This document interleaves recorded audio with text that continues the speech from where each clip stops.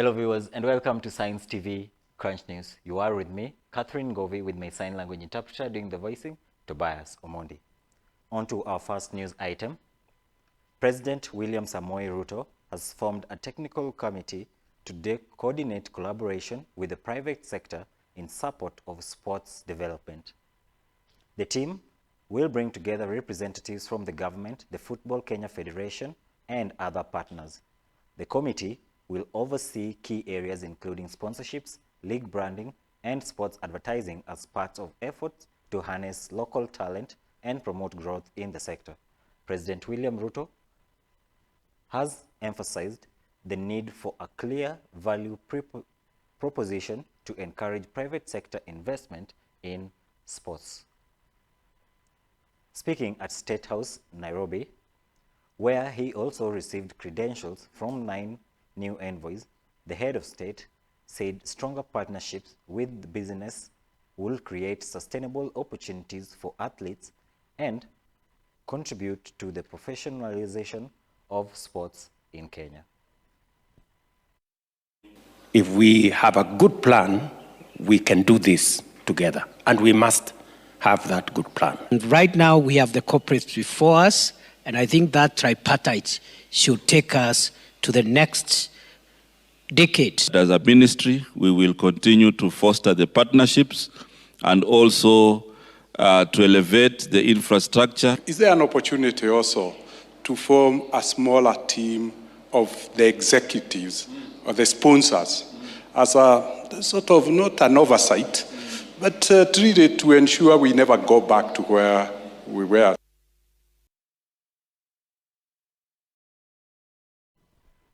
Moving on to the next news item. Nakuru Governor Susan Kihika was on Wednesday put on the spot by the Senate Public Accounts Committee over alleged financial misappropriation and stalled county projects, including a 1 million shilling public toilet that has remained incomplete for 3 years. The senators questioned the county's spending priorities and demanded explanations on uncompleted projects despite funds having been allocated. The scrutiny heightened concerns about possible misuse of public resources in Nakuru County. The committee further called on the Ethics and Anti-Corruption Commission to investigate the county government over 22 million shillings allegedly paid to various law firms without any supporting documentation. We expected them to have a committee that goes round, know how much was allocated for this project and what is delaying, which is not in any of their documents. What is a 1 million public toilet? Sorry? I don't want to answer in a way that I could mislead the House because I'm not sure about this specific one, because it could have even been that there was another toilet nearby. And does it mean the ACDs, they're not having a toilet? Where are they going to? Are they using bushes? I feel I've been specific enough in, for example, in saying, say we vired. However, we shall do an addendum where we'll be able to give you what happened exactly when they vired. Where did that money go, or did it go to another project, or you know, that sort of stuff. Despite the county having recruited its own county attorney, the private firms were engaged to represent the county in court cases without approval by the county executive committee. County executive made payments of 22.6 million in respect to legal fees to 6 law firms.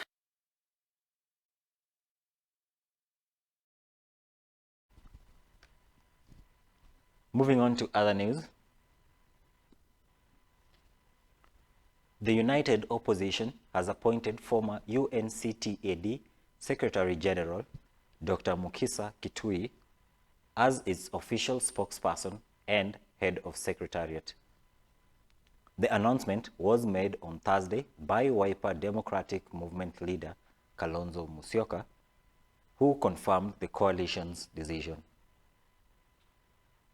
Kalonzo said Kitui's vast experience in governance, diplomacy, and economic policy will strengthen the coalition's ability to articulate its agenda and communicate effectively with Kenyans. He described the appointment as a major boost to the opposition's organizational capacity ahead of the upcoming political engagements. Dr. Kitui, a former trade minister and seasoned technocrat, is expected to play a central role in unifying coalition message and coordinating its activities. His entry signals a more structured approach by the united opposition in countering the government and rallying public support. Moving on, Inspector General of Police Douglas Kanja on Wednesday confirmed the arrest of 11 suspects who are linked to the Kwabinzaro massacre in Kilifi County, where 34 bodies have so far been exhumed from shallow graves.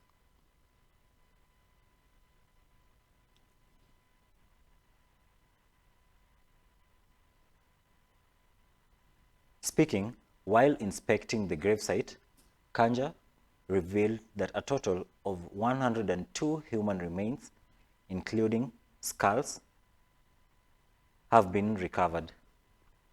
He also added that 4 of the 11 suspects in custody have been identified as the main suspects, with the Directorate of Criminal Investigations intensifying probes to uncover the circumstances behind the killings. According to preliminary investigation, most of the victims are suspected to be non-locals. Authorities are now working to establish their identities and the motive behind the massacre. From the word go, I said that we want to work as a team. We want to work as a multi-agency. We want to engage everybody, from intelligence collection, the community, the leadership of the communities, and everybody else. We working together, we can be able to overcome this. But you must also remember that this is also a very, very expansive area. It's a forested area. Shakamaranch is over 50,000 acres of land. So it's a huge, expansive forested area. And for that reason, it needs all of us to come together so that we can be able to overcome that.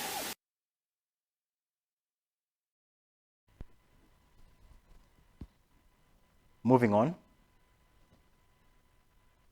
Mandera Senator Ali Roba has raised concerns over the presence of Jubaland troops in Mandera town, warning that their continued stay there poses a serious threat to the safety of the residents. He noted that the foreign forces have created fear and tension among locals, leaving many unsure about their security.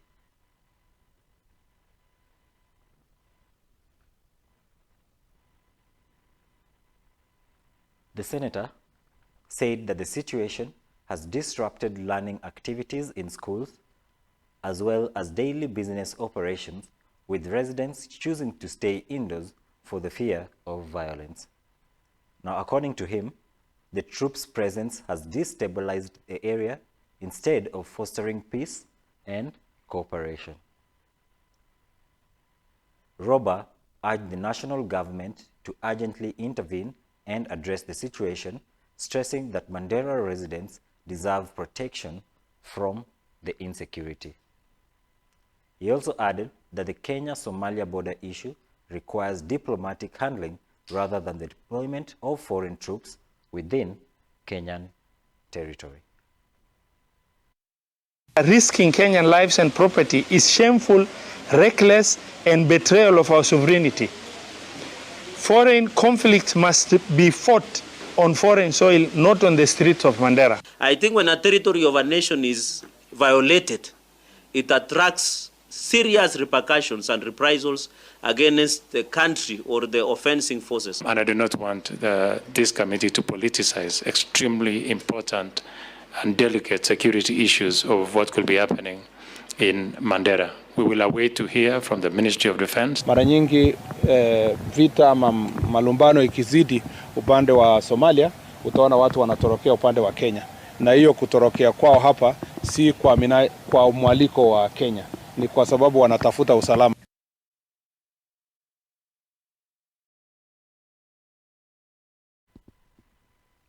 Moving on to the last news item. Patients in Mumias, Kakamega County, have received a reprieve after the Ministry of Health and St. Mary's Mission Hospital management reached an agreement over the settlement of pending bills that are owed to the facility.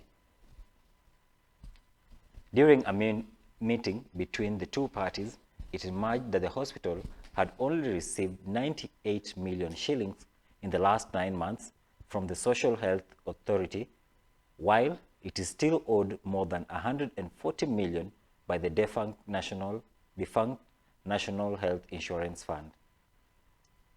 The breakthrough deal is expected to stabilize hospital operations and ease tensions after weeks of political wrangles where some local leaders had accused the Ministry of Health of neglecting the facility's financial challenges. Inception December, SHA started in October. Since December to August this year, St. Mary's Hospital has received reimbursement from SHA totaling 98 million Kenya shillings. And the man of the clock, the bishop, is behind me. And I'm a very true and believing Muslim. So we don't lie, me and him. These have been dispersed across, spread over the months that we have had. We have, believe, a pending payment of 35 million claims, 5 million that we expected from SHA, and that's what we believe that will help us to be able to clear the arrears of the workers. If you want me to pay you, you must be ready to verification of those pending bills. So I'm calling upon both faith-based, government, and most of them our county governments, including my own referral hospitals, like Kenyatta Hospital, our own referral hospitals, Kenyatta Hospital, MTRH, Jaramogi, Oginga, Kenyatta University, Mathare, and faith-based and private. We're telling you, let us come to the table, and I'm going to, working with the PS, we will form a team to verify. Minus verification, we are not going to pay money.